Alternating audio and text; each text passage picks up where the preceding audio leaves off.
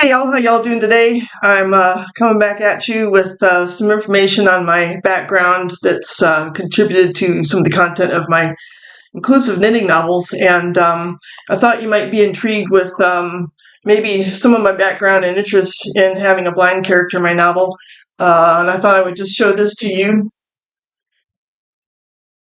This is a Perkins Brailler. I got that back in the 80s when I was in graduate school. I decided as kind of a really good volunteer work that I could do, I could learn how to transcribe Braille. So I got this machine and just unveil it for you. That's the real deal, folks. This was used when I got it. So it's a real vintage piece. The cells, you've got the cells with the dots 1 through 3 and then 4 through 6. Can make any combination of the 6 dots to fill up a single cell of Braille, and you insert your paper up here. And I did all kinds of Braille on this. I Brailled hundreds of pages on that for quite a number of years. Here's the manual that I learned from. That's from '84, so that gives you an idea when this was. You can see all my little note tabs that I put in there. It's so much information. All Braille really is, it's a code. It's used in a lot of different languages in varying ways. Letters of the alphabet are pretty straightforward. 1 cell, 1 letter. Dot 1 is A. Dots 1 and 4 are the letter C, etc. But most blind people who read Braille to get, like newspaper articles, books, whatever, they use grade 2, which is literary Braille. And that gets a little bit tricky. I learned that that's contracted Braille. So the number of contractions is a little bit overwhelming, and how and when they're used is also really tricky to learn. So, it took me a year or two to actually get to the point where I could transcribe. I can show you some of the work I did. Here's some of the pages. I still have a lot of them. You can see I actually typed that.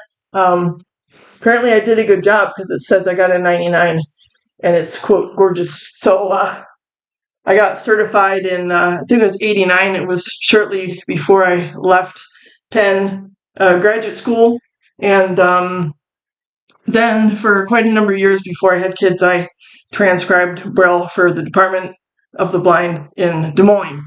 So that was my volunteer work that I did with the blind, and informs the background that drove me to include a blind character in my novel. So I just thought I would share that with you. Technology has certainly changed. Now you can just make Braille with computers, and recently there's been the development of a digital Braille display. And that allows a blind person to have information displayed on their computer, which can then be read out via a Braille display, and they either have 20 or 40 cells that refresh with each line of text, and the reader can read that by touch. So things have really come a long way. The technology and the way it's developed is it's incredible.